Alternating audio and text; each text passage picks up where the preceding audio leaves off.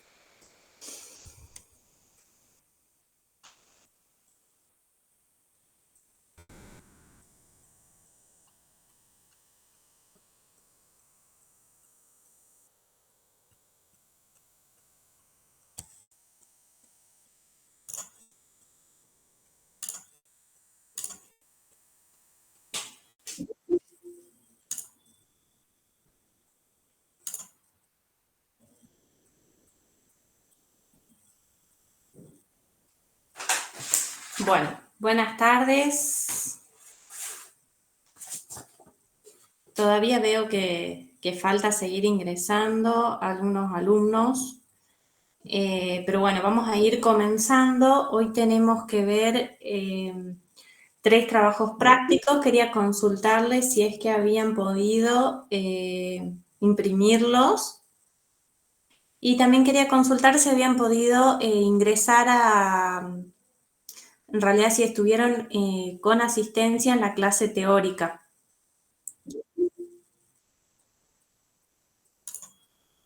¿Alguien se anima a desbloquear su micrófono y responderme? Así no hago monólogo.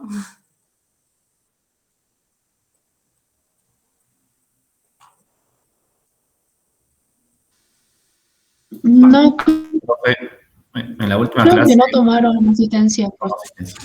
Bien. En la clase de teoría no, profe. Ah, bien, perfecto. Pero pudieron ir. De práctica tampoco se tomó asistencia. Bien, bien, bien.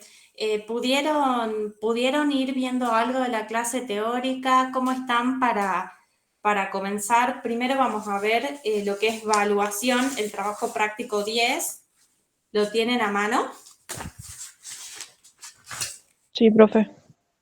Buenísimo, gracias por contestarme. Si no, acá me veo sola en una oficina y hablo sola y no sé si me escuchan, no me escuchan.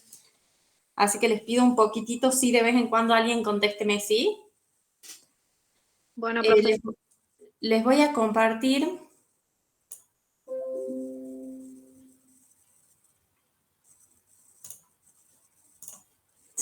Me siguen pidiendo unirse a la clase, así que por ahí si me quedo callada es hasta que uno a los compañeros que faltan. Pero voy a ir proyectando el primer trabajo práctico que vamos a ver ahora.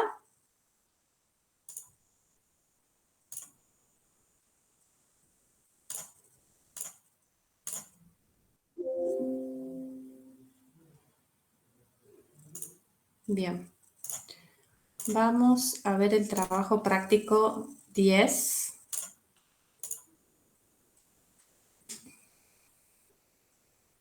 Bueno, vamos a ver primero lo que es la evaluación del patrimonio. Antes vamos a hacer un repaso por lo que es la declaración jurada. Hasta acá ya habíamos determinado cuáles eran las ganancias, ¿sí? Habíamos visto las deducciones, o sea que ya estábamos casi con la declaración jurada armada, ¿se entiende? Sí, profe. Ahora lo que vamos a hacer es ir a lo que es la evaluación del patrimonio, ¿sí? En este caso, estamos ante una persona física, es decir, no lleva libros, no tiene un balance, ¿sí? Entonces, para continuar con la liquidación del impuesto, lo que necesitamos hacer es evaluar su patrimonio para luego hacer la justificación de las variaciones patrimoniales. Esta justificación, ¿con qué objeto la hacemos? La hacemos con el objeto de evaluar cuál es el consumo del contribuyente. Y el consumo es un dato muy importante, ya vamos a ver en el segundo punto de este trabajo práctico para qué nos sirve, ¿sí? Vamos ahora a ver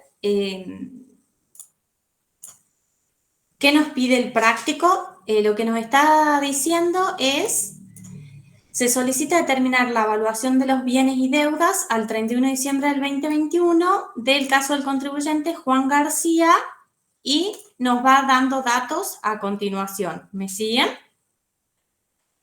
Para la evaluación, lo que vamos a hacer es ir a la resolución general 2527.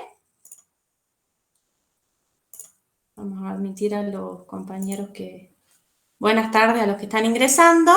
Vamos directamente a la resolución general 2527, que acá la pueden ver.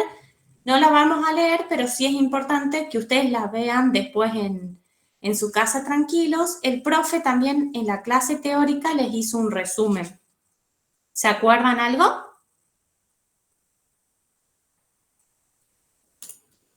Bien.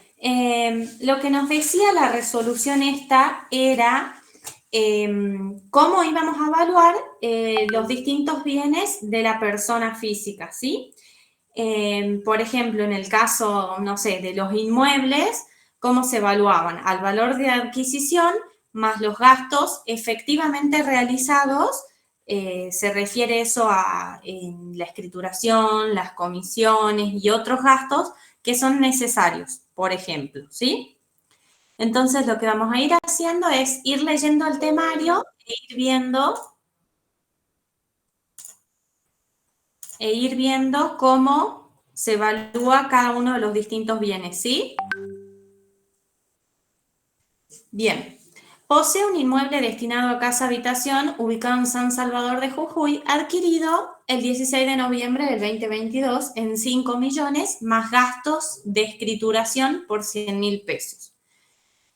En mayo del 2021 habilitó la construcción de una habitación adicional en la que invirtió 400.000 pesos. Para financiar la obra solicitó un préstamo personal bancario adeudando al 31 de diciembre del 2021 un saldo de capital de 300.000 y también tiene una deuda con un corralón por la compra de mercadería ya empleados por 100.000 y nos da unos datos adicionales que dicen evaluación para el pago del impuesto inmobiliario 16 de noviembre del 2012, terreno 250.000, edificio 750.000 por un total de 1 millón. Y el valor en plaza, según reportes de inmobiliarias al cierre, ascendería a 15 millones, incluida la mejora en curso. ¿Me siguen? Sí, profe. Sí, profe. Sí, profe. Sí, profe. Vamos a ver, como veníamos diciendo, los inmuebles se evalúan a su valor de costo más los gastos de escrituración, o sea, el valor de origen, el valor que vamos a incorporar al patrimonio para tener en cuenta en la declaración jurada es de 5.100.000, ¿sí? Y después nos había dicho que tenía una mejora y esa mejora la había habilitado en mayo. Oh, la verdad me vuelve loca que entren a cada rato. Tenía un valor de 400.000. Decía que había invertido 400.000 pesos. Entonces, ¿ustedes qué creen? ¿Cuál sería el valor de la mejora? Va a ser de las sumas invertidas. La ley nos dice que es el importe efectivamente invertido en la mejora, ¿sí? Entonces, la evaluación del inmueble va a ser de 5.500.000 pesos. ¿Me siguen? Sí, profe. Sí.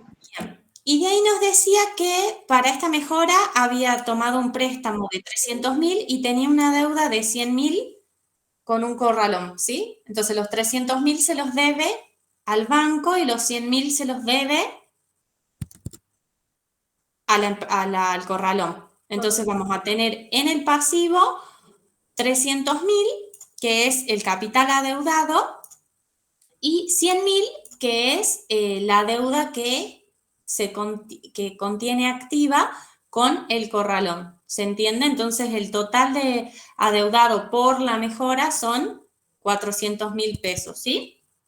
Y de ahí en el punto B nos dice que el 12 de febrero del 2020 transmitió gratuitamente la nuda propiedad de un terreno de su propiedad ubicado en la ciudad de Salta, reservándose para sí el usufructo del mismo. El inmueble había sido adquirido en septiembre del 2013 en 100.000 pesos. La evaluación para el impuesto inmobiliario dice para el 2021 era 4 millones y el valor en plazas, según dos inmobiliarias, era de 7 millones. Se entiende que nosotros lo que estamos haciendo es valuar el patrimonio de, ¿cómo se llamaba? Juan García, a los fines de poder calcular las variaciones de las justificaciones patrimoniales, ¿se entiende? Para poder calcular cuál es el consumo del contribuyente, ¿se entiende? Sí, profe. Sí, profe. Entonces, es solamente a estos fines.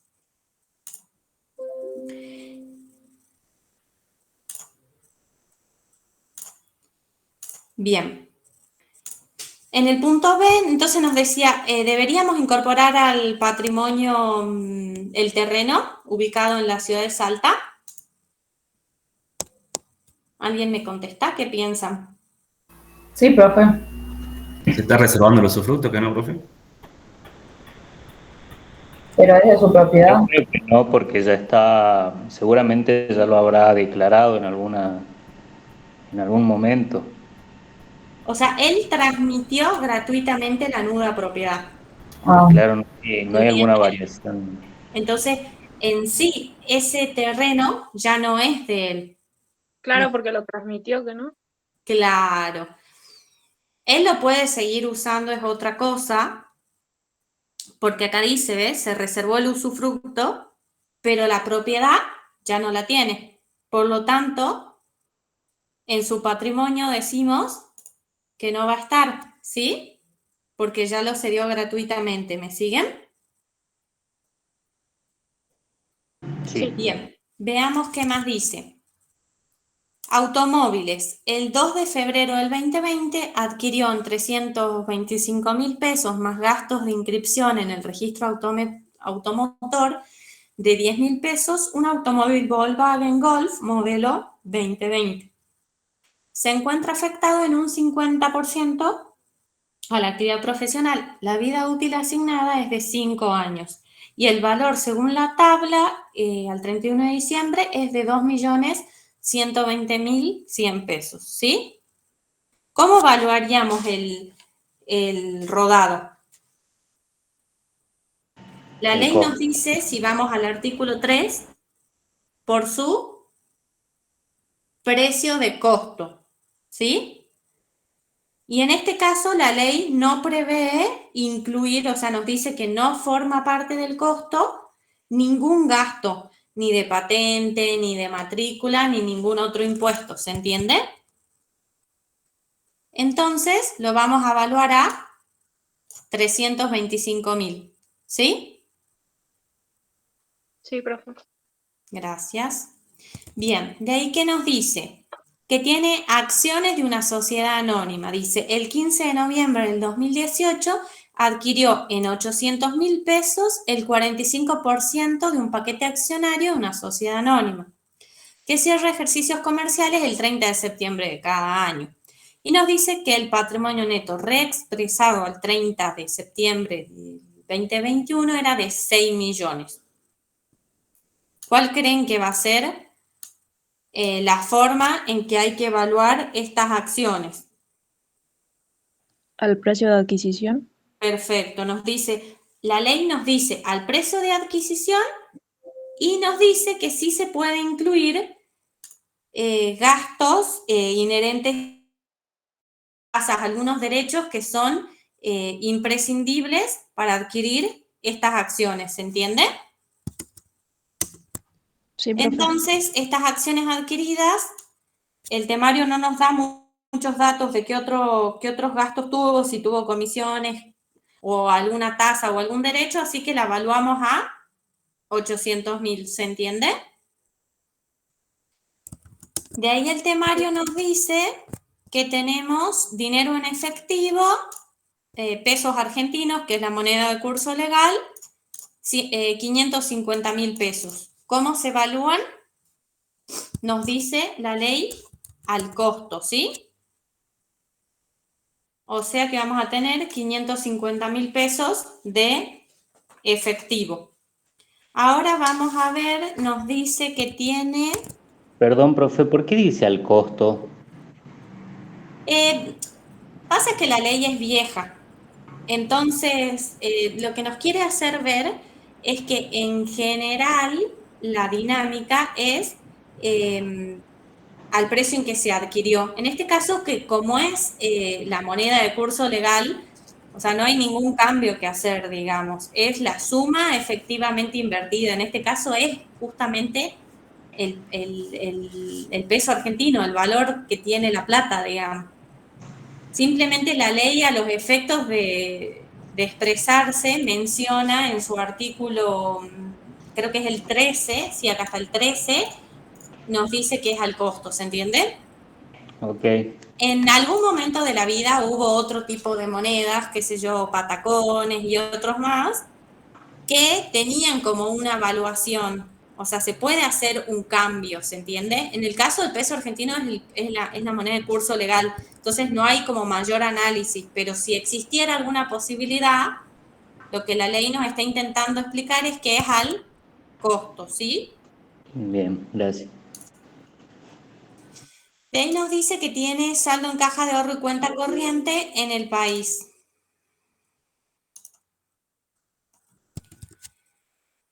Dice, en el Banco Patagonia tiene una cuenta corriente que el saldo, según el resumen bancario, el 30 de diciembre del 2021 es de 225.000 pesos. Y nos dice que no incluye un cheque corriente que se entregó el día 28 de diciembre y que fue presentado al cobro recién el 6 de enero. Por eso, ¿sí? Entonces, lo que la ley nos dice que las cuentas corrientes van al valor informado por el banco pero teniendo en cuenta los movimientos que se encuentren pendientes de considerar por el banco, ¿sí? En este caso, lo que tenemos que hacer es, lo que nos dice el resumen bancario, le vamos a restar los 175, porque es como que nosotros esa plata ya la dimos antes del cierre, ¿se entiende? El saldo ajustado de nuestra cuenta va a ser de 50.000 pesos, ¿sí?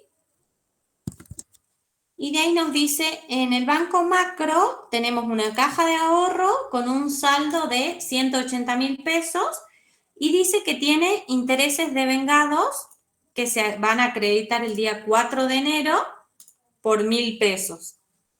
La ley en este punto nos dice que los intereses devengados no se deben incluir, ¿sí? Solo se incluirían si ya estuvieran acreditados. O sea, si acá nos diría que el 30 de diciembre se acreditan, sí los vamos a tener en cuenta. Pero en este caso son solo devengados, se van a acreditar en el 2022 recién. Entonces, el saldo de la cuenta del Banco Macro va a ser solo de 180.000, no vamos a tener en cuenta los intereses devengados, ¿sí? Después nos dice caja de ahorro en moneda extranjera, dólares. Bueno, también es del Banco Macro y nos dice que según el resumen bancario tiene 8.400 dólares originados en operaciones efectuadas según el siguiente detalle y nos comparte un cuadrito de cómo fue comprando las distintas cantidades de dólares, ¿sí? La ley nos dice que en el caso de la cuenta de dólares se van a evaluar al valor de origen de esos dólares, es decir, nosotros tenemos que ver qué días se compraron. Por ejemplo, el 15 de noviembre del 2019 se compraron 5.000 dólares. Entonces, para evaluarlos vamos a tomar el valor de adquisición, ¿sí? En ese momento era 37. Entonces, la evaluación de estos 5.000 dólares va a ser 185.000 pesos. ¿Me siguen? Profe, ¿en qué artículo estaba eso? Eso está en el 9 o 10. Ahí les digo. Por acá creo que está. Acá está. Por su valor de costo en pesos argentinos, ¿sí? Y cuando hablamos de valor de costo es al momento de la adquisición, ¿se entiende? Sí. Bien, entonces no hay más que hacer que ver cuánto se adquirió y el tipo de cambio a la fecha y esto nos va a dar un total de 342.700. Profe, Sí, ¿puede volver a explicar el primer ítem? No de todo, sino de este punto que estamos hablando. bien, sería el saldo del Banco Patagonia. Exacto. Bien, el saldo del Banco Patagonia nos informa el banco que hay un saldo de 225.000 pesos, ¿sí? Pero ¿qué es lo que pasa? Nosotros el día 28 liberamos un cheque a un proveedor por 175.000 pesos, ¿sí? Ajá. Él se llevó el cheque corriente, pero no lo cobró todavía. Entonces, nuestro resumen de banco nos está diciendo que tenemos 225.000 pesos, pero nosotros en realidad tenemos 50.000. ¿Por qué? Porque el proveedor ya correspondería que haya retirado esos 175.000 pesos, es decir, que haya ido a cobrar el cheque. ¿Se entiende? Bien, bien. Pasa que como en el enunciado decía que no lo incluye, si no leí mal, ahí me perdí. Bien, a ver, veamos qué dice. Claro, pero creo que dice que el banco, o sea, el resumen bancario no lo incluye. Ah, Claro, el resumen bancario no lo incluyó, pero nosotros sabemos que le hemos entregado el 28 de diciembre esos 175.000 pesos. Si bien no es el efectivo, es un cheque, él no lo fue a cobrar. Entonces, en nuestro resumen bancario no está reflejada esa diferencia. listo, perfecto. Gracias. Buenísimo. Bien, entonces, lo que hacemos es ver cada compra de dólares, la cantidad que se compró, el periodo en el que se compró, para ver el tipo de cambio de ese momento y se lo suma, ¿se entiende? El mismo Perdón, profe. Sí. ¿Esos datos los sacan de algún lado en particular o puede ser de cualquier O sea, el página? temario siempre les va a decir, por ejemplo, acá nos dice que la caja de ahorro en dólares tiene 8.400 dólares, y nos dice cuántos fueron comprados cada uno y el tipo de cambio de cada uno, ¿se entiende? Sí, pero digo, de no tenerlo a los datos, en un hipotético caso en el futuro, Sí, en el futuro, para cuando ustedes sean los contadores, ya que estamos en la compu, que para mí es más complicado darle las clases, pero vamos a aprovechar.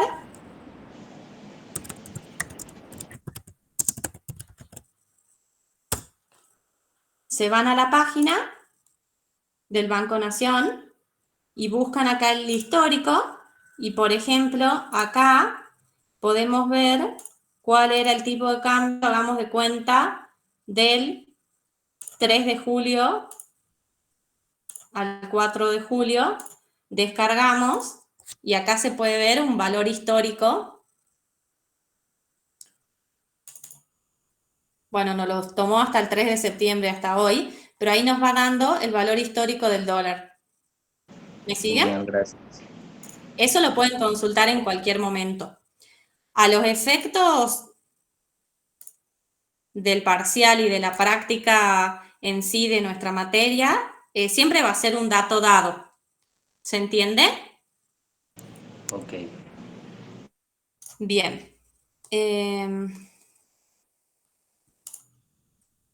Vamos ahora al punto que sigue. Dice moneda extranjera. El 31 de diciembre del 2020 posee 10.000 euros que fueron adquiridos en junio del 2010 por 5 pesos por unidad. Tipo de cambio del Banco Nación al 31 de diciembre del 2021, 116,95. Entonces van a ver que teníamos los 10.000 a 5. ¿Se entiende? Es el mismo concepto, es el costo también. ¿Sí? Sí, Bien, vamos a ver qué más tenía. Plazo fijo en el país. Al 31 de diciembre del 2021 posee las siguientes inversiones en entidades financieras, ¿sí? Nos dice que tiene en el Patagonia y en el macro, tiene un plazo fijo en pesos en el Patagonia y uno en dólares en el macro. Y dice que la fecha de colocación fue en noviembre y en diciembre respectivamente, y la fecha de vencimiento es en febrero y en enero del año siguiente. Y por un lado tenemos 490.000 de capital y 10.000 pesos, y 10.000 dólares, ¿sí? Y de intereses nos dice que tenemos, bueno, 20.000. Bueno. ¿Qué es lo que vamos a hacer? La ley, ¿qué nos dice? ¿Cómo se evalúan los plazos fijos? ¿Alguien se acuerda? ¿Tengo que tener en cuenta los intereses o no? Por su valor de colocación y creo que no hay que tener en cuenta los intereses. Exactamente, es al valor de colocación, ¿sí? Entonces vamos a evaluar, por un lado, el plazo fijo del banco macro, creo que era el de pesos, en 490.000, que es su valor de colocación, y el del otro banco, que era de dólares, por el tipo de cambio del momento en que realizó la operación, o sea, para que sea su costo, y no se tiene en cuenta ningún tipo de intereses, ¿sí? entonces tiene el mismo tratamiento que el anterior, de los intereses devengados. Exactamente. Solo tendría en cuenta si se los hubiera cobrado. Bien. Y de ahí tenemos, veamos qué más dice el temario. Créditos por impuesto.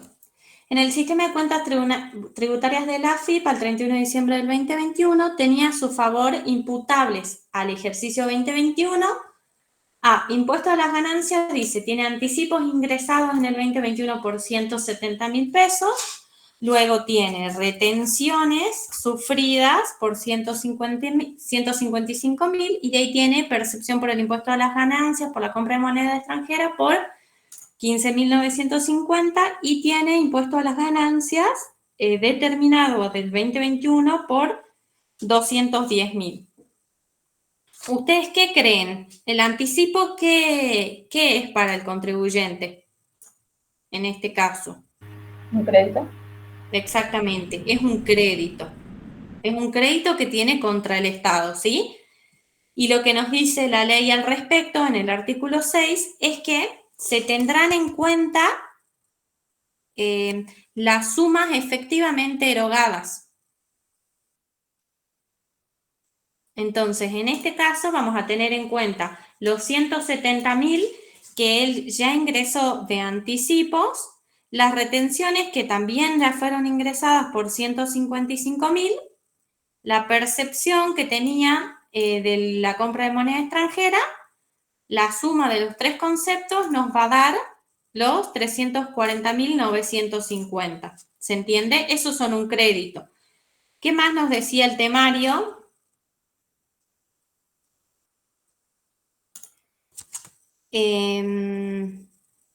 Bueno, el impuesto determinado, como ya sabemos, no es un crédito, por lo tanto no los tenemos en cuenta. Y de ahí nos dice, impuestos sobre los bienes personales, nos da dos datos. Dice, anticipos ingresados en 2021, 260.000, y anticipos ingresados en el 2022 de 340.000. ¿Qué tratamiento le daremos? Los 260.000 son un crédito, ¿verdad? Es una suma. Efectivamente erogada. Claro. ¿Por qué no vamos a tener en cuenta el dato de los del 2022? Porque nosotros estamos liquidando el 2021. Al 31 de diciembre del 2021, esto no estaba ingresado, ¿se entiende? Se entiende como que no se hubiera verificado esa erogación a la fecha de análisis, ¿sí? Sí, profe. Bien. Entonces tomamos solo los 260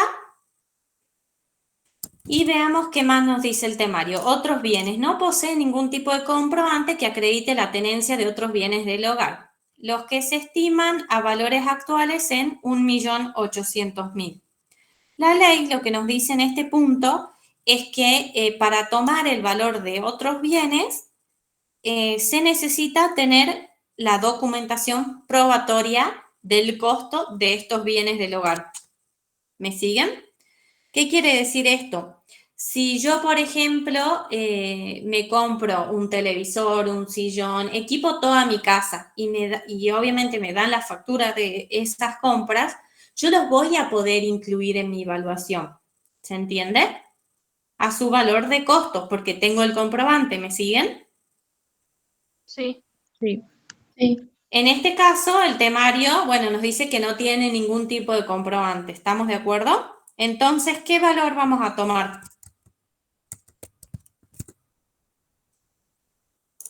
Y ninguno si no tiene comprobante. No puedo Exactamente. justificarlo. Ninguno porque yo no tengo cómo justificarlo, ¿sí?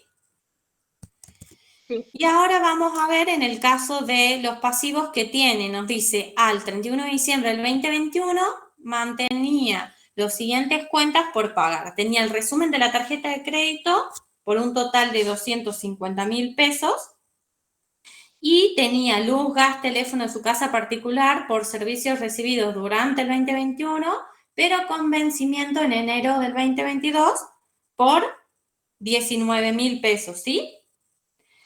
Lo que nos dice la ley respecto de la tarjeta de crédito es que nosotros al momento de computar ese pasivo no solo vamos a tomar el último resumen de la tarjeta, sino vamos a tomar el último resumen y también todas las cuotas que venzan en el año siguiente, ¿se entiende? O sea, todo lo ya gastado, si bien no fue efectivamente pagado, fue efectivamente consumido, ¿se entiende?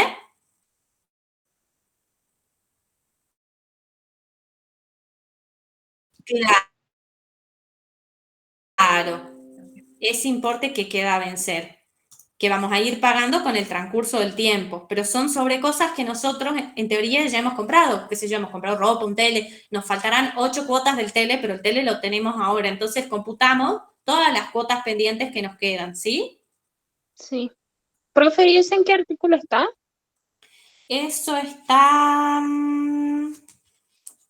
ahí lo vemos.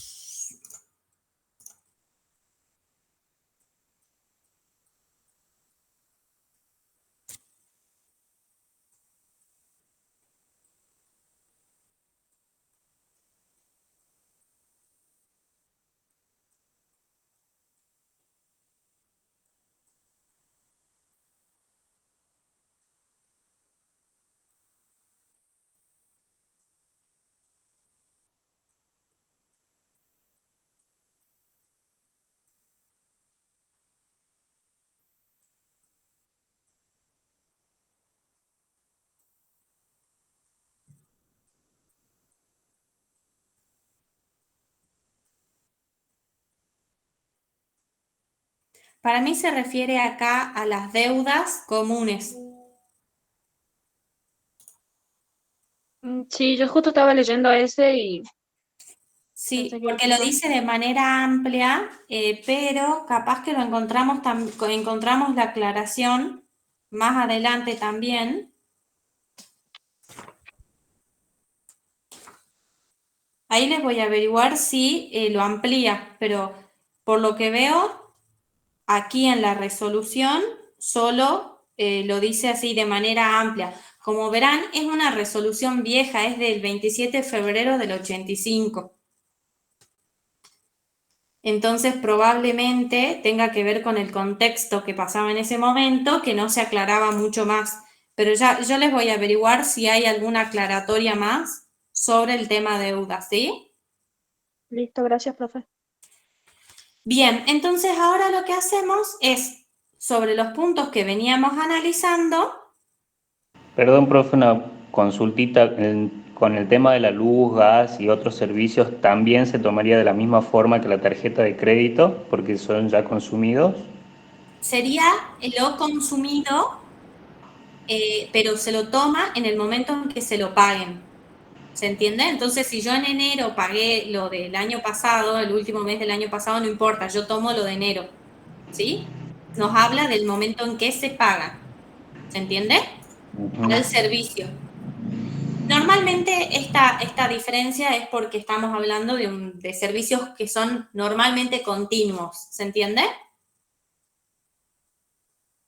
Entonces, para facilitar su cómputo es al momento en que se paguen. Se supone que sí, o sea, siempre vas a pagar algún servicio, entonces sí te lo vas a tomar, pero no te lo vas a tomar al momento en que te prestaron el servicio, sino al momento en que lo pagas. ¿Se entiende? Sí, gracias. Y ahora lo que hacemos, que era lo que estábamos intentando hacer, el objetivo de este punto, era valuar todo el patrimonio. Entonces vamos a hacer como un pequeño resumen donde ponemos en cuánto quedó valuado el inmueble, el automóvil, las acciones, el dinero en efectivo, la cuenta de banco, Patagonia, Macro, la cuenta en dólares, los euros que teníamos, ambos plazos fijos, el crédito por el impuesto a las ganancias, por lo que se pagó por los anticipos. De ahí tenemos el crédito por el impuesto a los bienes personales, también que era el otro anticipo. Esto nos va a dar un total de activo de 9.288.650. Y de ahí, acuérdense que teníamos de pasivo, teníamos estas cuentas por pagar, 250.000, y si se acuerdan, al principio habíamos hecho una mejora de un inmueble, y esa mejora,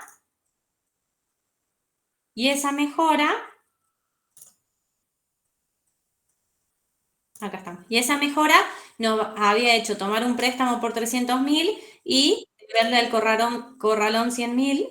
Entonces, tenemos un total de pasivo de 400.000 por la mejora de la casa habitación y 250.000 de la tarjeta de crédito. Nos da un total de la evaluación patrimonial al cierre, o sea, a diciembre del 2021, de 8.639.000, perdón, 8.638.650. ¿Sí? Sí, profe.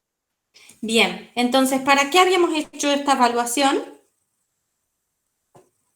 habíamos hecho esta evaluación para analizar las justificaciones patrimoniales. O sea, una vez que terminábamos de armar el cuerpo de la declaración jurada, habíamos dicho que ya habíamos visto cuáles eran los ingresos de cada categoría, cuáles eran las deducciones, cuáles eran las deducciones personales, luego habíamos visto si había quebranto de ejercicios anteriores, ¿sí? ¿Se acuerdan?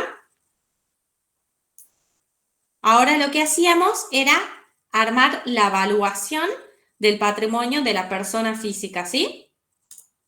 Luego de armar el patrimonio, lo que vamos a hacer es determinar las justificaciones de los incrementos en el patrimonio de la persona, ¿sí? Entonces pasamos al punto B. ¿Qué es lo que nos pide? Nos pide determinar el monto consumido de una persona humana para el periodo fiscal 2021 en base a los datos que se consignan. Analizar cada punto en forma independiente, ¿sí? ¿Qué se acuerdan de la clase teórica? ¿Se acuerdan algo?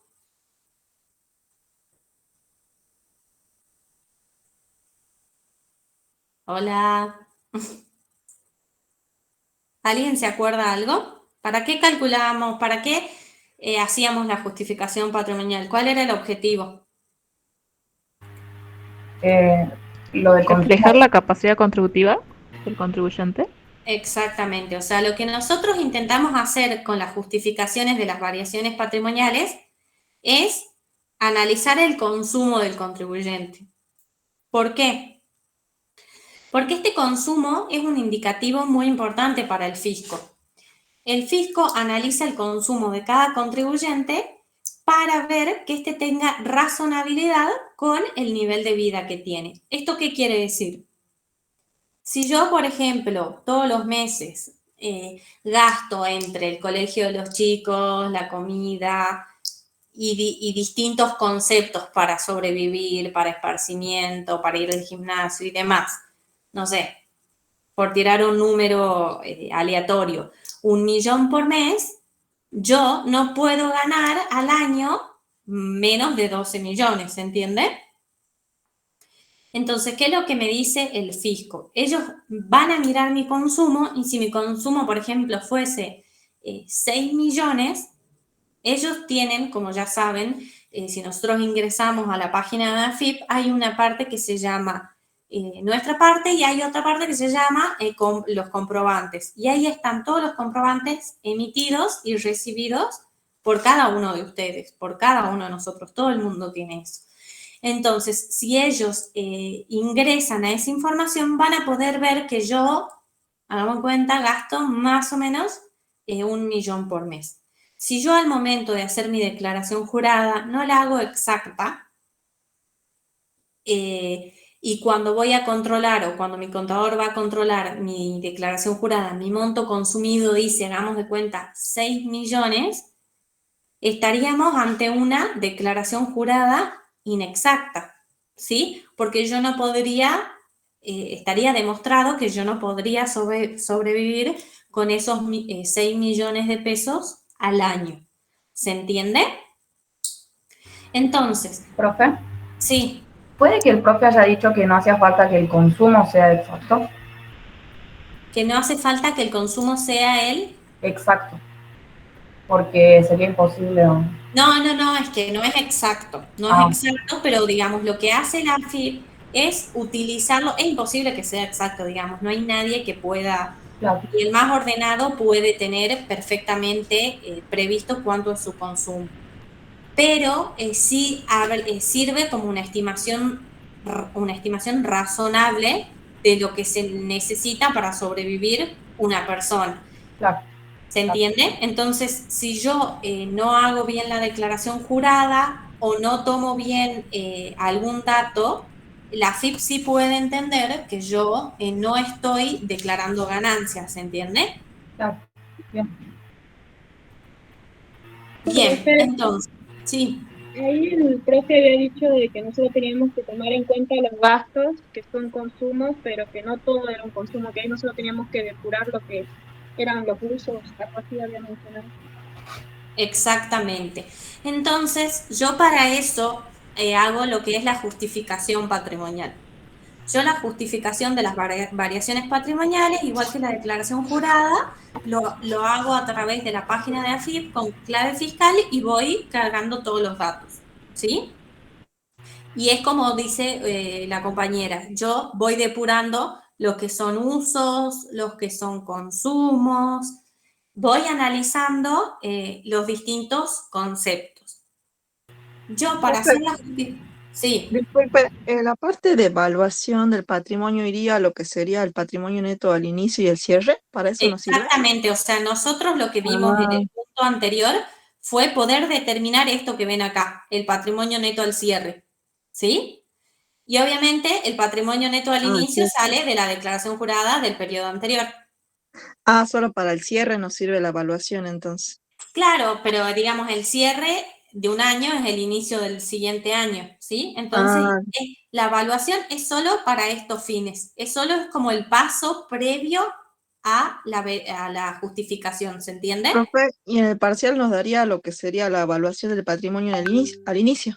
¿Así sería? Normalmente se suele dar el patrimonio neto al inicio, por ahí se da algún dato adicional que uno tiene que agregarlo o no, y después se dan operaciones y con esas operaciones se determina el patrimonio al cierre y se ve, por ejemplo, el resultado del ejercicio, en los distintos ítems se ven ingresos exentos, se ven usos, se ven justificaciones, entonces uno tiene que ir viendo los distintos conceptos, qué tratamiento darle, si es un uso, si es un ingreso exento.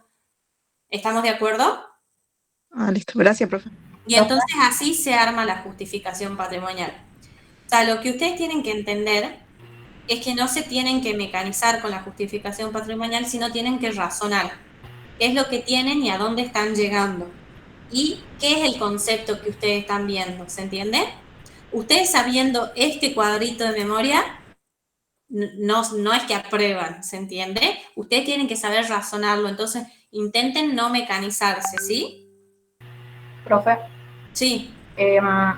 aparece que la llamada se va a terminar en 15 minutos. Vamos a tener que hacer otra, creo. Gracias por avisarme porque claramente yo no me di... A ver si me deja hacer más tiempo. No, vamos a tener que volver a terminarla porque no tengo premium. Y Claro, se van a es tener... una hora gratis nada más. ¿Cómo? Es una hora gratis nada más. Sí. Ya la volvemos a hacer. ¿Quieren que lo hagamos ahora antes de empezar el práctico? Así no se pierden. Sí, profe. Bueno, ¿Corto y les mando un link nuevo o sobre el mismo link pueden? Creo que se puede sobre el mismo. Creo que le genera otro, profe. ¿Hay que generar otro? Creo que sí, creo que se le genera otro. Porque a la tarde tuvimos con la profe el mismo problema con otra cátedra y le generó otro. Bien. Bueno, ahí vayan a la aula virtual, yo voy a generar otro y entren, ¿dale? Ok, profe. bueno. Si quieren, aprovechen. Voy a dar 5 minutos, así van al baño, mientras se conectan todos, si no me interrumpen mucho y no logro avanzar, ¿sí? Listo, profe. Listo.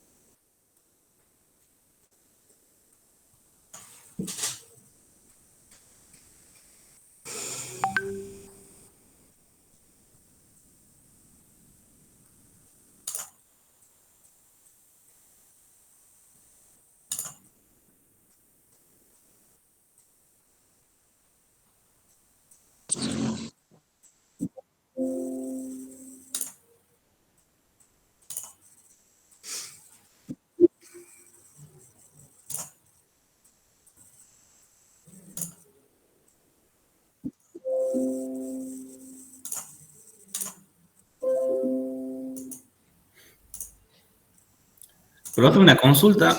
Sí, ¿La fecha del parcial se sigue manteniendo para el 20? sí. Ah, bien, buenísimo. Sí, por eso estamos intentando dar las clases virtuales por más que haya paro. No sé si finalmente ya se dictó la conciliación o no, si arreglaron. Pero mientras...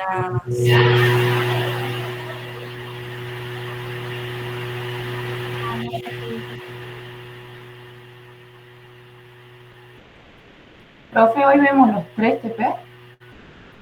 Teóricamente, pero yo la veo muy complicada, digamos, porque Parece largo. el 10 solo lo veíamos viendo en 2 clases. Sí, el que estamos viendo ahora sí parece largo. Sí, o sea, la parte que viene ahora es la importante. De ahí yo les voy a explicar cómo es la dinámica del 11 y después les voy a subir la solución del 12 si me autorizan, pero yo creo que sí. Así ustedes lo hacen solo al 12, ¿se entiende? 11 y 12 ustedes lo van a hacer solo, yo les voy a explicar cómo se hace y después les voy a subir la solución, ¿sí? Profe, Sí. ¿podría subir la solución de la clase anterior, la clase práctica del viernes? Le puede decir al profe. Sí, le pregunto al profe. ¿Y hay una fecha estimada de la autoevaluación teórica? No, la verdad yo no la tengo. Se supone que, no sé el profesor alemán que les dijo. Bien, gracias. Ahora voy a anotar dos cosas. Uno, hasta que se terminen de incorporar. Uno, la solución de qué TP, del 8, del 9. ¿De qué trabajo práctico le pido al profe? Si la puede subir. Por Del favor. 8, profe, puede ser. Del 8. Y el trabajo práctico / autoevaluación, ¿cuándo va a ser? Normalmente era el viernes anterior al examen. En otro año solía ser así, pero la verdad ahora no tengo certeza. Pero ahí ya anoté, ya le voy a consultar y le voy a decir que subamos, ¿sí? ¿Ya están para que sigamos con el punto que sigue? Sí, profe. Bien, entonces de la clase teórica, ¿se acuerdan? ¿Se acuerdan algo? ¿Alguien se anima a aportar algo?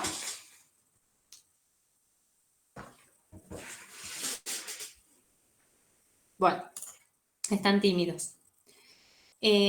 Para resumir, entonces lo que decíamos era que la justificación de las variaciones patrimoniales era de suma importancia. Uy, no hubo arreglo y seguirá el paro, manda el profe. Qué bacana. Así que seguiremos virtual hasta nuevo aviso. Bien. Bueno, veamos. Es que ya me distrajo la noticia. Bien. Entonces, ¿qué es lo que vamos a hacer? Ya tenemos calculado el patrimonio neto al cierre o el patrimonio neto al inicio, ¿sí? En realidad los dos, ¿sí? Ahora lo que tenemos que identificar es cuáles son usos o no justificaban incrementos o disminuciones en el patrimonio.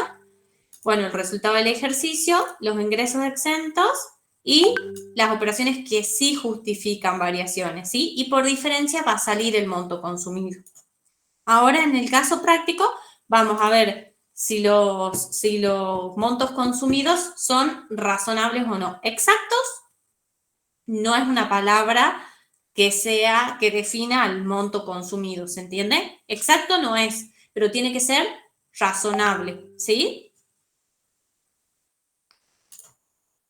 Bueno, voy a seguir con mi monólogo. Vamos a determinar el monto consumido de una persona humana para el periodo fiscal 2021 en base a los datos que se consignan. Analizar cada punto en forma independiente, ¿sí? Entonces, acá, ¿qué nos dice? La participación de una empresa unipersonal que no lleva registraciones en forma legal. ¿Qué dato nos da? Nos dice, el contribuyente es titular al 31 de diciembre del 2021 de una empresa unipersonal. Nos dice, el capital afectado al 31 de diciembre del 2021 es de activo 5.280.000, pasivo 2.770.000 y la participación declarada en el 2020 es de 780.000. Ya nos hace la diferencia de activo y pasivo. Y en el C dice datos patrimoniales y resultado impositivo de la empresa unipersonal por el ejercicio 2021 y nos da los ítems. Dice la ganancia impositiva del ejercicio 2021 neta de amortizaciones de bienes de uso por un valor de 1.850.000. Activo no lo repite, pasivo no lo repite y nos dice las amortizaciones de bienes de uso incluidas en el resultado impositivo fueron de 260.000 pesos, ¿sí? Entonces acá ya nos están dando algunos de los conceptos. ¿Cómo vamos a armar el cuadro de justificación? Primero que nada, vamos a armar las columnas y vamos a armar el patrimonio neto al cierre. La consigna nos decía, en el 2021, es decir, al cierre, nos daba el activo y el pasivo. Si hacemos la diferencia, ¿qué nos va a dar? El patrimonio neto al cierre, ¿verdad? Sí, profe. Bien. De ahí, ¿qué más nos decía? Nos daba cómo estaba compuesto el patrimonio en el 2020. Entonces, ¿qué nos está dando? El patrimonio neto de inicio, ¿sí? ¿Se entiende? Sí, profe. Bien. Y de ahí nos dice el resultado impositivo, que sabemos que es otra de los datos que necesitamos para armar. ¿Qué nos dice? La ganancia impositiva del 2021 fue 1.850.000. Entonces, el resultado impositivo del periodo va a ser 1.850.000, que va en la columna 2. ¿Se entiende? ¿Por qué va en la columna 2? Porque en el patrimonio neto de cierre ya está acá incluido este resultado, ¿sí? Entonces nosotros estamos separando qué va a columna 1, qué está incluido y qué no está incluido. ¿Qué representa un incremento y qué no representa? ¿Se entiende? Y de ahí que nos dice, bueno, el activo y el pasivo, que ya lo hemos tenido en cuenta, y de ahí nos da el otro dato, que son las amortizaciones de los bienes de uso fueron 260.000. ¿Ves? Y ahí nos está diciendo, ya fueron incluidas, ¿sí? Entonces nosotros, ¿qué hacemos? La columna 2. Exactamente. ¿Por qué? Porque en realidad eso no fue una pérdida, ¿se entiende? No fue una salida de dinero efectiva. Entonces va a la columna 2. Entonces, si nosotros sumamos todas las operaciones, no nos da ningún dato más, entonces no tenemos ningún concepto que no justifique erogación. Si nosotros sumamos ambas columnas, por diferencia nos sale cuál es el monto consumido. ¿Sí? En este caso nos sale que es 380.000. Entonces quiere decir que en el 2021 esta persona vivía con casi 32.000 pesos mensuales. ¿Se entiende? ¿Se entiende? Sí, profe. Sí, profe. Bien. Vamos a ver ahora el siguiente punto. Obviamente estos no son justificaciones completas, son solamente para entender la dinámica. Y yo quiero que ustedes entiendan, en el examen normalmente ya van a ver cómo es un ejercicio integral. En el examen suele ser un ejercicio integral, pero con que ustedes sepan hacer, interpretar la operación a qué se refiere, si es el resultado en positivo, si es un ajuste, si es un uso, o sea, si ustedes interpretan, el punto va a estar bien, ¿se entiende? Tienen que armarlo sí o sí al cuadro de justificación. Todos los años vemos cómo hay muchos alumnos que directamente no lo arman. Y es imprescindible para aprobar, ¿sí? A veces le falta muy poquitito para aprobar y haciendo el cuadro de justificación ya podrían haber probado, ¿se entiende? Bien, vamos a ver qué dice. ¿Puedes Sí. repetir de nuevo? Cuando es ajustes para personas jurídicas, cuando hacemos los ajustes No, para esta es una persona física. jurídica, ¿no es? ¿Acaso Es los una ajustes? persona física. Ah, Es la participación en una empresa unipersonal. Esto es para la persona física. Entonces no habría ajuste ahí. Si no habría... Sí hay ajuste, digamos, porque la empresa esta unipersonal no lleva libros. Entonces, estamos haciendo el ajuste de la participación de la empresa, ¿sí? O sea, la persona física, estamos haciendo el ajuste de esa persona física. ¿Se entiende? Sí, sí, por favor. En este caso es la participación en una sociedad de responsabilidad limitada. Estamos viendo solo la parte de la participación. ¿Cómo se hace la justificación patrimonial respecto de esta participación? ¿Se entiende? En este caso dice participación del contribuyente en una sociedad de responsabilidad limitada cuyo cierre comercial opera el 30/6 de cada año. Y nos dice, en el 2020 el contribuyente posee una participación del 50% de las cuotas partes de su constitución. El patrimonio neto de la sociedad en junio del 2020 es de 664.815 y no se produjeron aumentos ni disminuciones en el mismo desde la fecha de cierre hasta diciembre del 2020. El patrimonio neto al 30 de junio del 2020 se compone de la siguiente manera. Y nos da un detalle, nos dice el capital social, la reserva legal, los resultados, nos da acá un llamadito y acá nos hace la sumatoria. Y dice, el contribuyente registró saldo acreedor, es decir, crédito tiene el socio con la sociedad en su cuenta particular por un valor de 38.000 pesos. Eso al 31 de diciembre del 2020, ¿sí? Entonces, ¿qué vamos a hacer primero? ¿Qué era lo que habíamos dicho? Armamos el ¿Cuadro? Claro, armamos el cuadro para armar el patrimonio neto tanto al cierre como al inicio, ¿se entiende?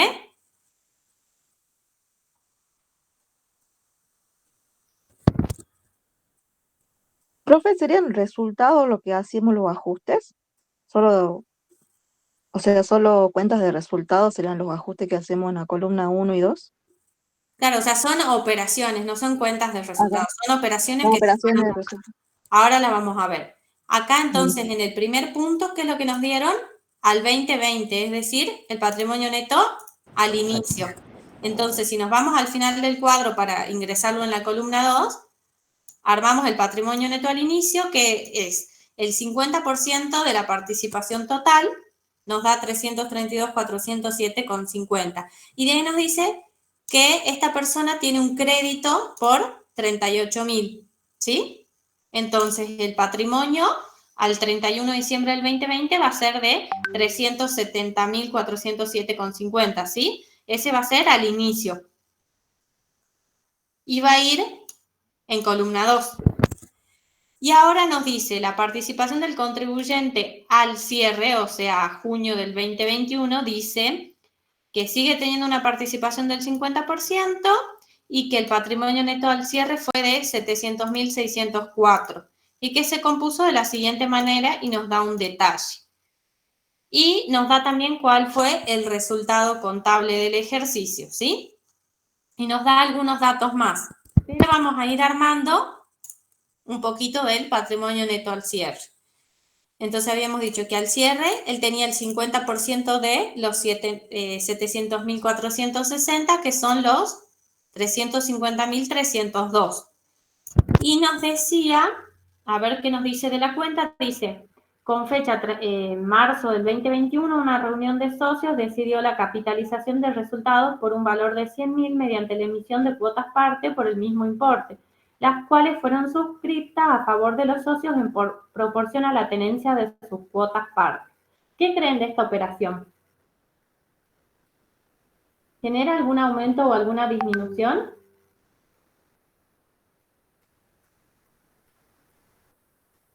¿Qué piensan?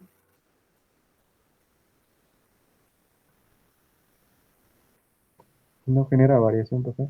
Exactamente, no genera ninguna variación. ¿De qué nos dice? En el siguiente punto dice la sociedad asignó con fecha 30 de noviembre del 2021 honorarios al contribuyente por su labor como socio gerente por un valor de 120.000 pesos, los cuales no resultaron deducibles para la sociedad en la determinación del impuesto a las ganancias, porque la declaración jurada de la misma no arrojó impuesto determinado. ¿Esto qué quiere decir? Que él recibió honorarios, o sea, que es el resultado impositivo de esta persona, que es una ganancia gravada porque la sociedad no pagó impuesto. ¿Se entiende? No dio impuesto determinado. Entonces, la totalidad son ganancias gravadas, ¿sí? Entonces, van como ajuste en la columna 2, ¿sí? Porque nosotros estamos viendo a la persona física, ¿se entiende? Sí, profe. Bien, de ahí nos dice el saldo de la cuenta particular del contribuyente al cierre es de 45.000, crédito del socio, deuda de la sociedad y se encuentra acreditado en el mismo importe de, bueno, ya lo tiene acreditado en su cuenta, ¿estamos de acuerdo? Entonces, ahora sí, para armar el patrimonio neto al cierre nos estaba faltando un dato que nos lo dieron ahora, que tiene un crédito de 45.000 pesos. Entonces, el patrimonio neto al cierre es de 395.302, ¿sí? Estamos haciendo de cuenta que esta persona no tiene nada más que la participación en esa SRL, ¿se entiende? Bueno, entiendo que se entiende. Y de ahí dice, le fue debitado a su cuenta particular en concepto de retenciones del impuesto a las ganancias por la asignación del socio gerente, 20.800 pesos. ¿Qué hago con eso?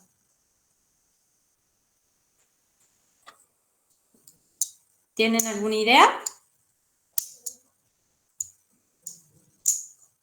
Estos 20.800 pesos los voy a utilizar en mi declaración jurada de ganancias, ¿verdad? Los voy a tomar como un crédito Lo voy a poner en el ítem de las retenciones. ¿Se entiende? Solamente que ahora no estoy haciendo la declaración jurada, estoy haciendo solo la justificación, entonces no le puedo poner, no le puedo mostrar dónde lo ubico. Ahora, si yo sumo todos los conceptos de columna 1 y todos los conceptos de columna 2, por diferencia me sale el consumo. ¿Se entiende? Y se analiza obviamente la razonabilidad. ¿Qué es lo que pasa? Nosotros ahora estamos viendo casos individuales aislados. Este no es un contribuyente completo. Un contribuyente no tiene solo una participación en una sociedad. Un contribuyente es más complejo, es más completo, o sea, tiene rodado, tiene inmueble, tiene otro tipo de operaciones más, ¿se entiende? Pero es como para que entiendan la dinámica. ¿Sí? ¿Me siguen? Sí, profe. Profe. Gracias. Bien. Uy, hay un montón de gente esperando. Bien.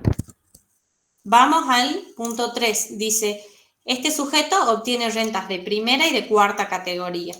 Dice, el patrimonio al cierre informado en la declaración jurada del impuesto a las ganancias al 31 de diciembre del 2020 se compone de la siguiente manera. ¿Sí? Y nos va dando detalles. Dice, tiene una casa habitación que adquirió el 30 de junio del 2002 a 250.000 pesos. Tiene un local comercial afectado a primera categoría adquirido en febrero del 99 por 57.000 pesos.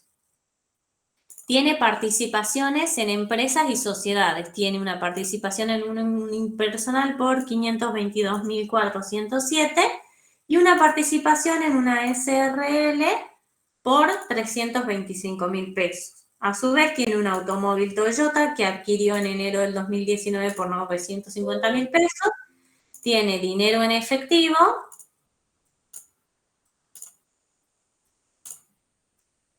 Tiene una oficina profesional donde ejerce su profesión que la adquirió en el 98 por 15.000 pesos. Tiene alquileres pendientes de cobro por 25.000 pesos.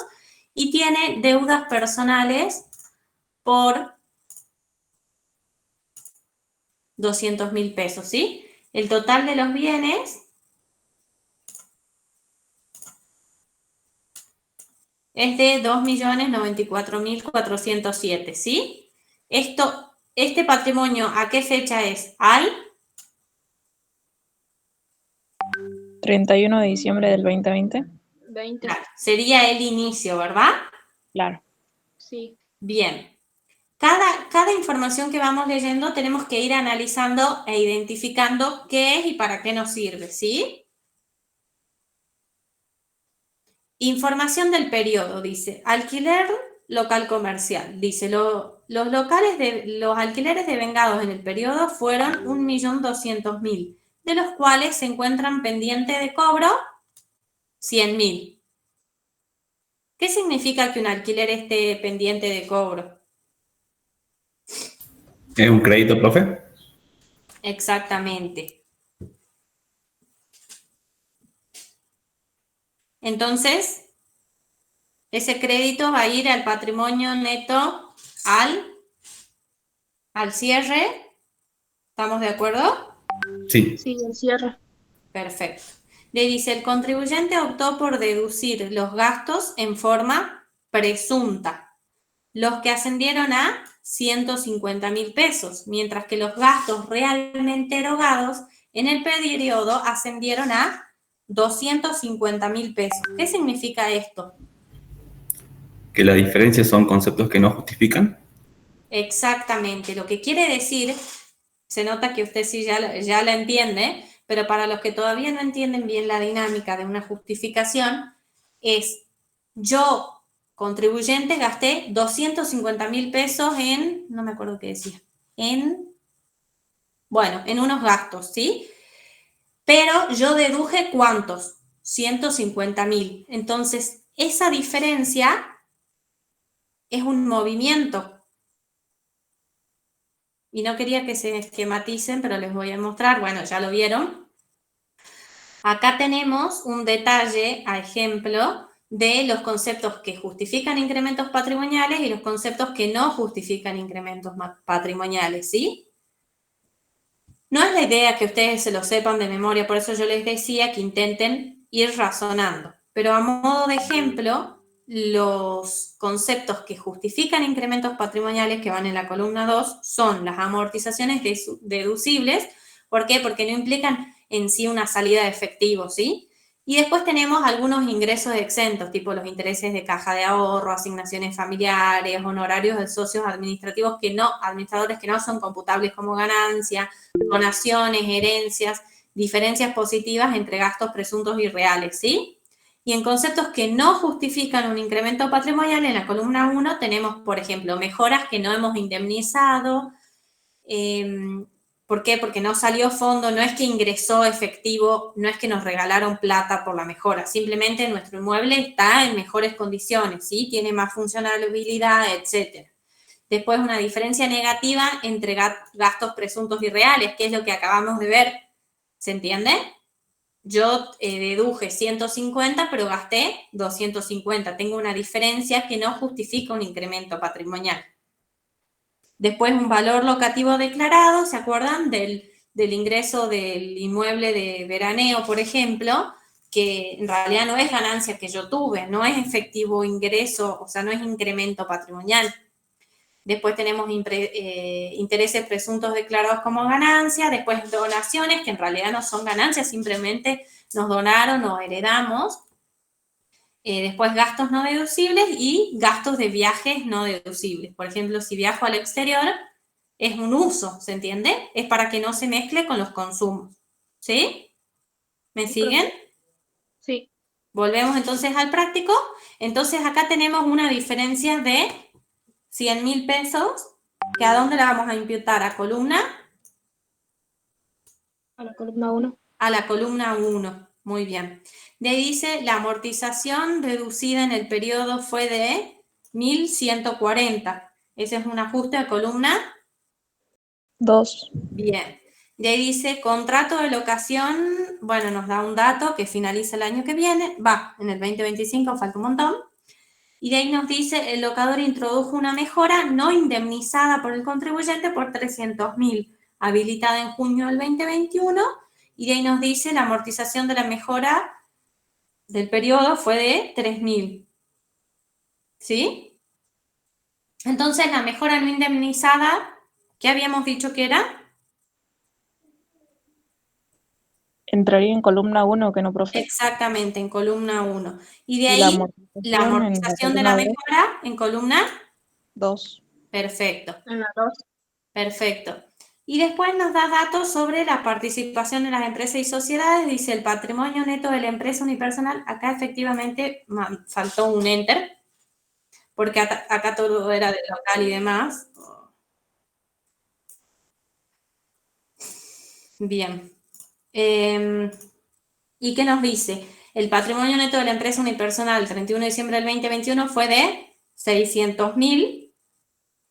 Y el patrimonio neto de la SRL al cierre fue de 1.500.000 con una participación del 50%, y dice su cuenta particular al cierre muestra un saldo deudor de 175.000, correspondientes a la asignación de honorarios como socio gerente dispuestos en reunión de socios.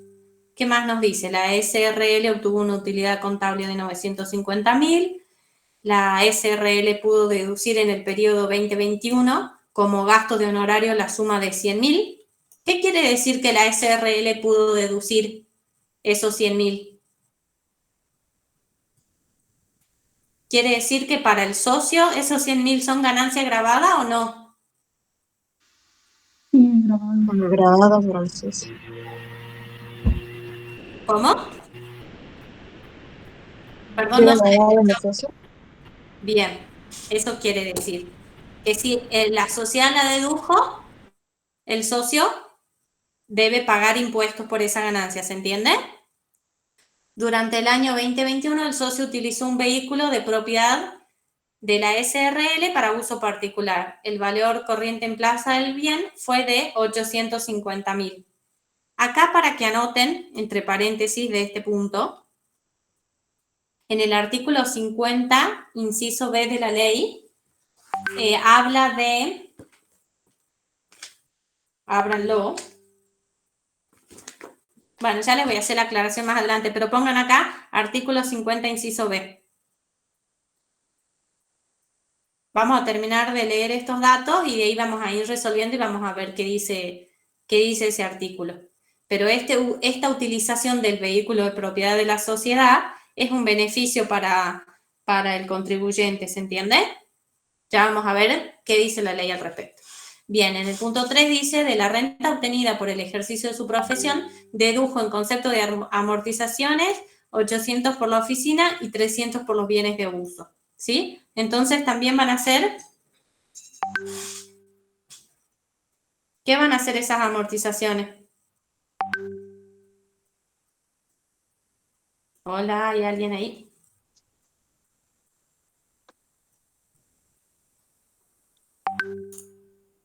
No me dejen hablando sola. Dar en columna 3 también. El patrimonio. Bien. Y de ahí nos dice que el resultado impositivo en el periodo 2021 fue 2.500.000, que incluye las amortizaciones.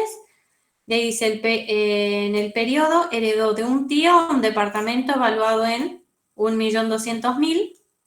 ¿Qué es la herencia? ¿Se acuerdan? ¿Es una ganancia? No es una ganancia, ¿verdad? Es un ajuste en la columna 2, ¿sí? Después dice, el impuesto a la ganancia determinado en el periodo 2020 fue de 350.000 y de bienes personales 10.000.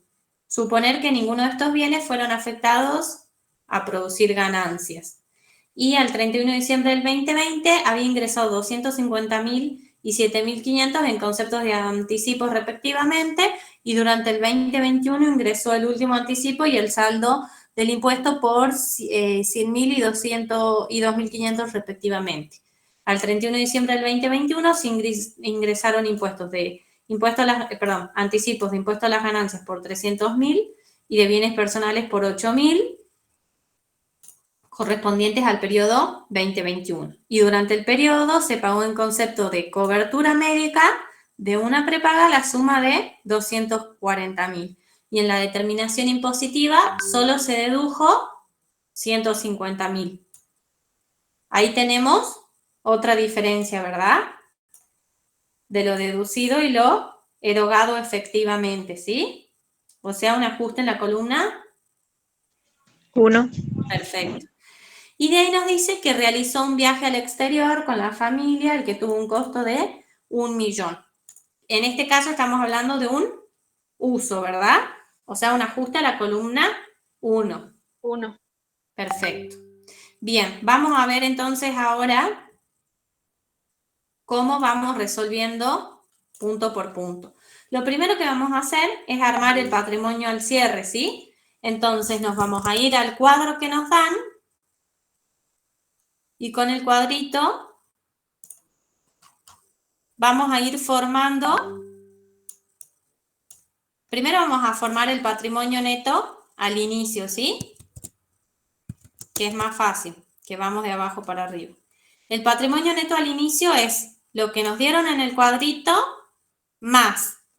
En el detalle del final nos van informando los anticipos, ¿sí? Tenemos los 250.000 que los vemos sobre el final.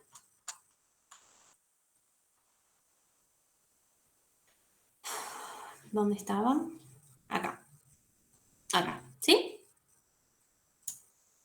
Tenemos el impuesto determinado, el periodo 2020, ¿verdad? Y acá que nos dicen, al 31 de diciembre del 2020 había ingresado 250.000 y 7.500 en concepto de anticipos respectivamente, ¿sí?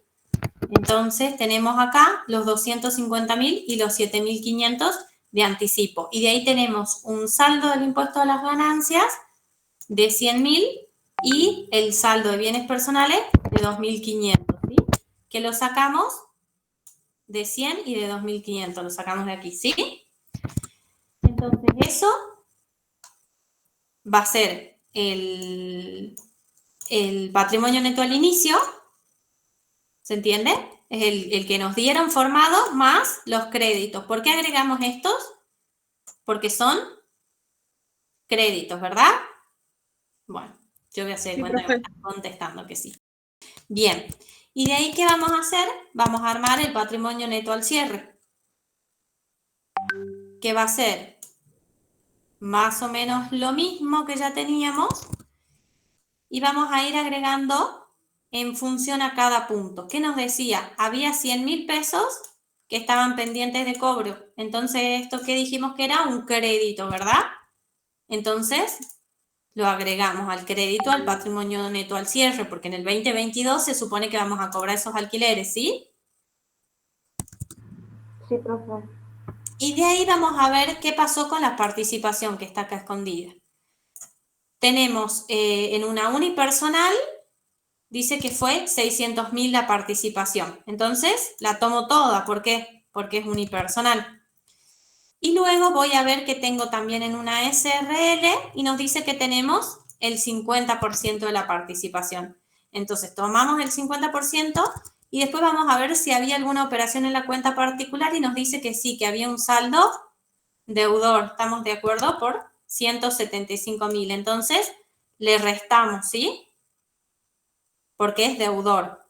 Y de ahí nos dice qué otro dato nos había dado. Si nosotros vamos resaltando y vamos marcando qué es, vamos a ver que había, no me acuerdo en qué parte, había heredado un inmueble, acá. En el periodo heredó de su tío un departamento valuado en 1.200.000. Lo ponemos en el patrimonio neto al cierre, ¿verdad? Porque ahora ya es de él esa propiedad, ¿sí?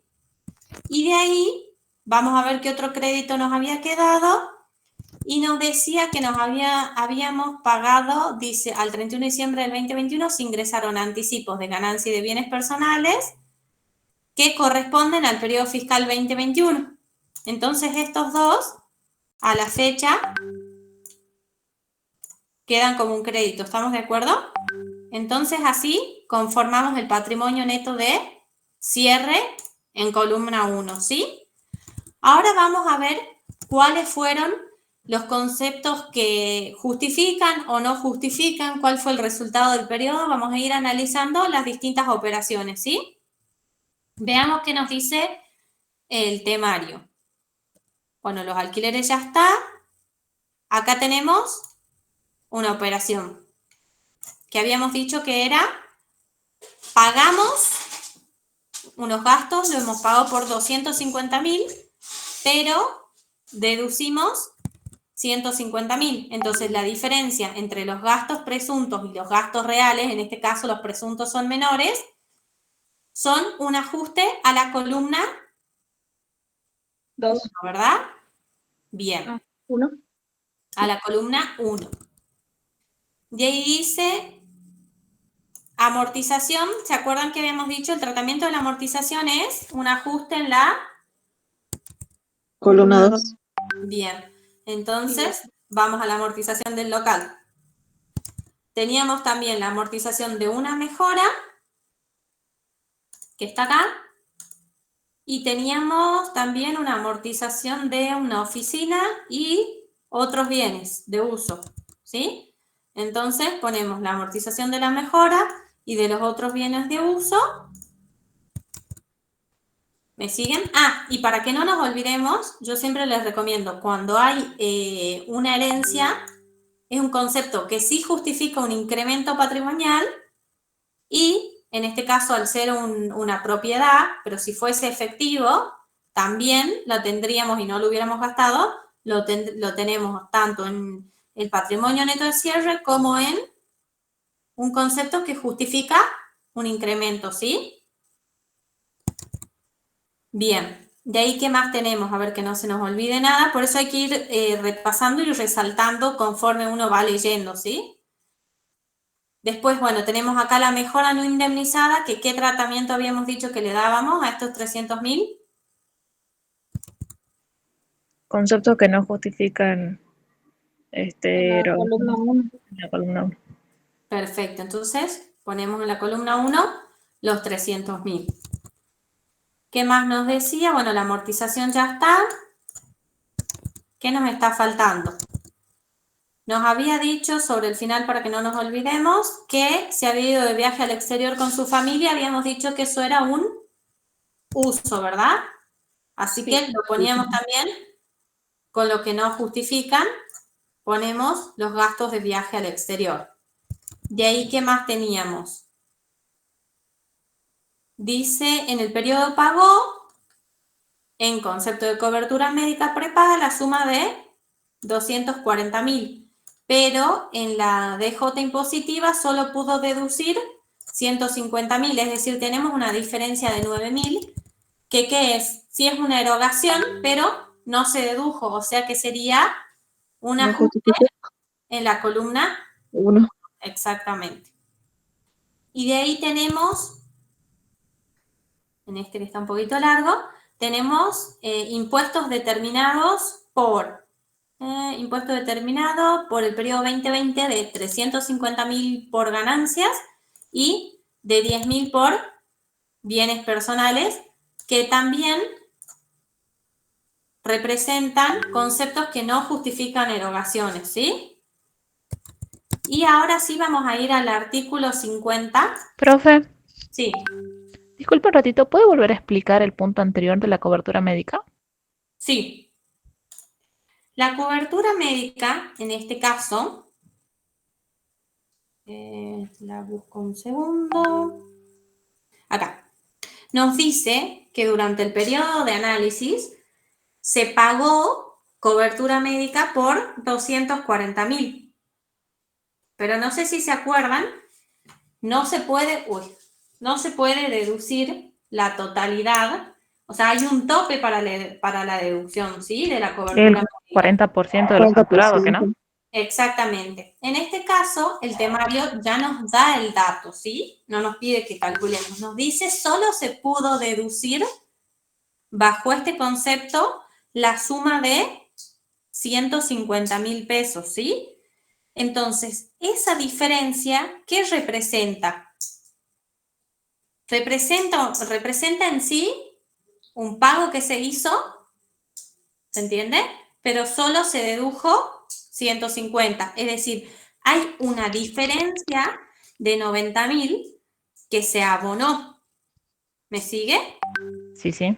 Esos 90.000 fueron realmente abonados.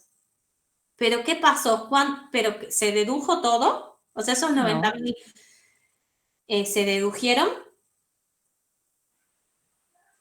No. No se dedujeron, ¿verdad? No. Esos 90.000 se gastaron, efectivamente, ¿se entiende? Sí. Entonces, esos 90.000 están restados del patrimonio neto de cierre. ¿Por qué? Porque esa plata salió. Entonces, por eso es que los estoy sumando. ¿Se entiende? Porque si no, si yo no los contemplo estos 90.000, se me van al consumo. ¿Se entiende? Ah, bien, bien, bien. Yo lo que estoy haciendo son ajustes para que por diferencia me salga el consumo. Yo lo que estoy haciendo con estos 90 justamente es colocarlos para que no se me vayan al consumo. Bien, si vamos ahora al artículo 50,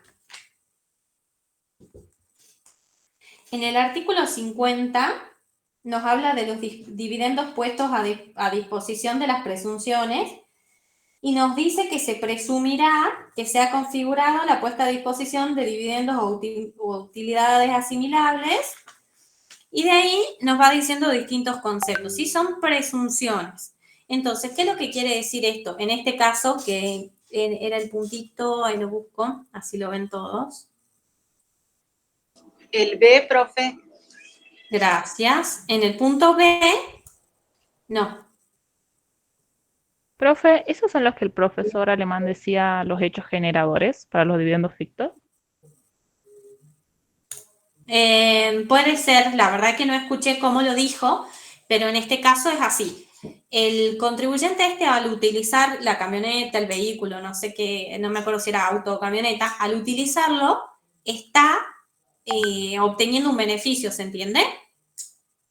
Acá está.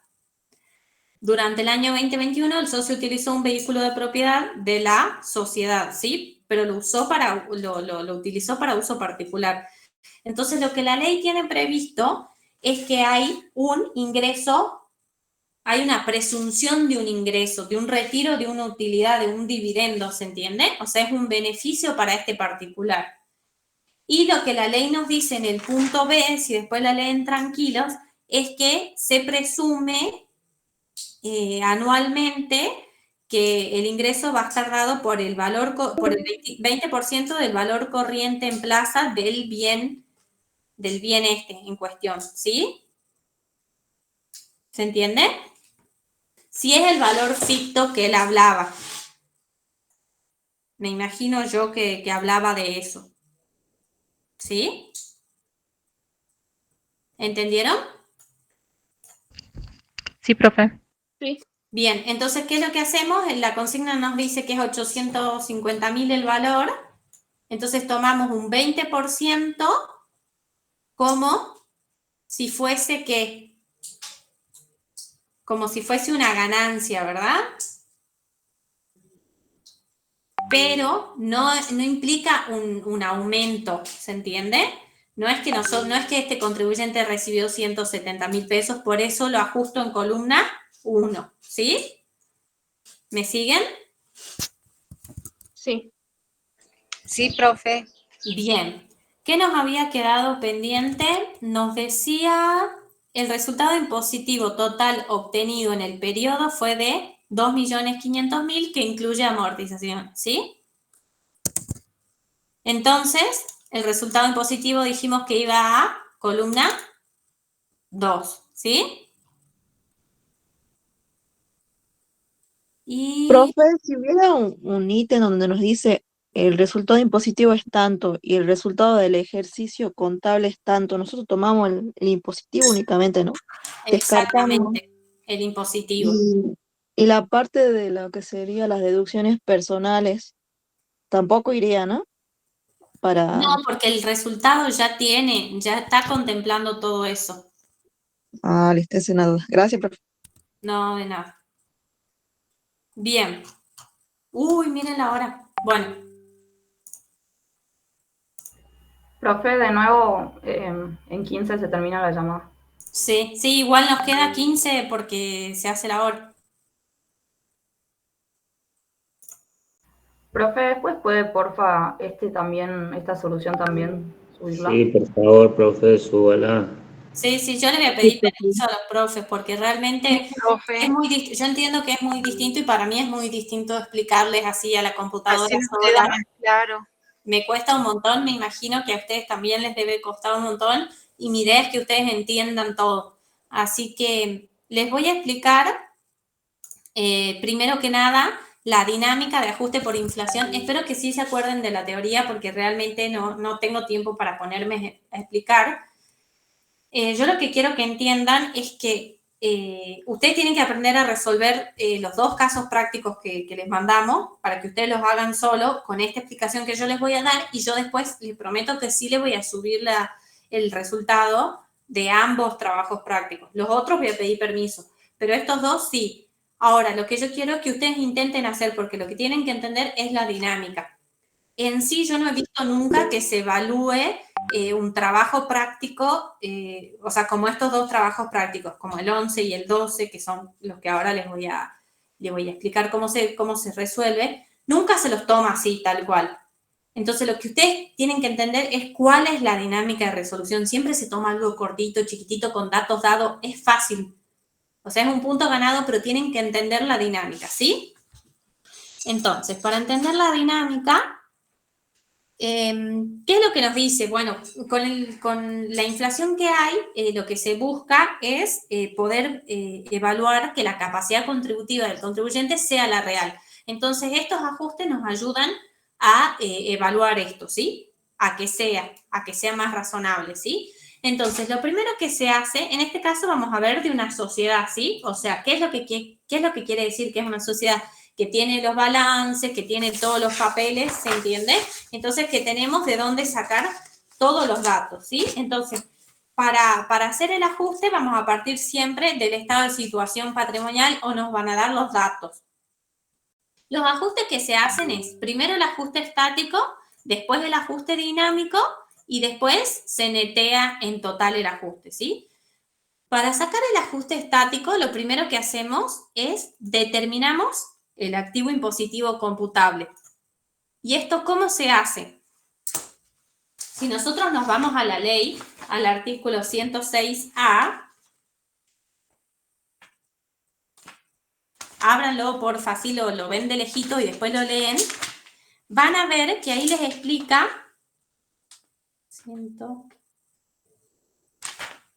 106A, no es 106A,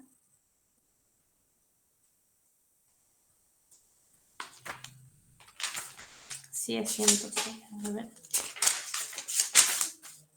Acá está. Nos explica cómo es el cálculo y qué nos dice. Esto se divide en A y en B. En la parte A tenemos el ajuste estático. Luego tenemos el ajuste dinámico en el punto D. En el ajuste estático, ¿qué es lo que nos dice? ¿Cómo vamos a ir depurando para calcular el activo impositivo? ¿Esto qué quiere decir? Vamos a excluir los activos que no son monetarios. Y así vamos a sacar un valor de lo que es el activo computable. Ya les voy a mostrar en el trabajo práctico. Y después lo que vamos a hacer es la determinación del pasivo impositivo computable, que es más o menos lo mismo. Se excluyen los pasivos no monetarios o las deducciones no admitidas y eso nos va a dar un capital al inicio. Y ese capital al inicio lo vamos a evaluar, nos va a dar, digamos, ya el capital al inicio, es decir, el activo menos el pasivo. Y por otro lado, como tenemos todos los libros, tenemos el balance, tenemos todos los datos, vamos a hacer la evaluación impositiva del activo y el pasivo computable. Eso va a ser como un control, nos van a dar los mismos valores. Y de ahí, ¿qué vamos a hacer? Vamos a determinar cuál es el coeficiente, que en el artículo 106C nos explica cómo se hace. ¿Cómo se calcula el coeficiente? Se toma el IPC de cierre, se lo divide sobre el IPC de inicio, menos 1 nos da el coeficiente. A ese coeficiente lo multiplico por el capital al inicio y eso nos va a dar el resultado por la exposición a la inflación estático. ¿Se entiende? Y después vamos a hacer el dinámico, vamos a ir viendo las operaciones que tenemos que ir actualizando. Entonces vamos a definir las operaciones como un primer paso, después vamos a determinar los coeficientes y de ahí las vamos a calcular. Y de ahí vamos a hacer una suma algebraica de lo que es el ajuste estático y el ajuste dinámico y así nos va a salir el resultado por exposición a la inflación total, ¿sí? Ahora, para ir a lo que es el trabajo práctico, si ustedes ven, tenemos todos los datos. Tenemos el estado de situación patrimonial, cada parte del activo, cada parte del pasivo. Entonces, ¿qué es lo primero que hacemos que habíamos dicho? Vamos a determinar el activo computable. La ley, como les decía en el artículo 106, nos conceptualiza qué es lo que se detraerá del activo, ¿sí? Entonces, ¿qué es lo que vamos a hacer? Del activo vamos a restar los activos no computables, ¿sí? Entonces, al activo total que nos da el balance, vamos a ir restando los no computables. Entonces, al total le restamos los no computables y nos queda el computable, ¿se entiende?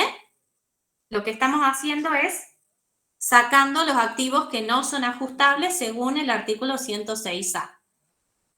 De esa metodología nos va a dar este número, ¿sí? Que después podemos corroborarlo, ir sumando todos los conceptos que sí son computables y vamos a ver que coincide, ¿sí? Y después vamos a determinar el pasivo computable. Y en este caso nos vamos al punto B, que ahí nos dice al importe que se obtenga por aplicación del inciso A, se le resta el pasivo. ¿Y cuál va a ser el pasivo? Y acá sí nos los conceptualiza. Entonces lo que hacemos es armar el pasivo computable y nos va a salir este valor. ¿Y qué es lo que podemos hacer? Como tenemos todos los datos, ir viendo concepto por concepto y lo armamos, ¿sí? Y después lo que hacemos es la evaluación impositiva del activo y el pasivo computable. Ítem por ítem armamos todo. Obviamente que en el examen no se va a pedir esto porque es muy largo, pero ustedes tienen que entender cómo se hace y cómo se llega. Entonces, de ahí lo que hacemos es determinar la base generadora del resultado. Es decir, tomamos el activo computable, tomamos el pasivo computable y sacamos la diferencia. En este caso, como el pasivo computable es mayor que el activo, nos da un resultado positivo, ¿se entiende?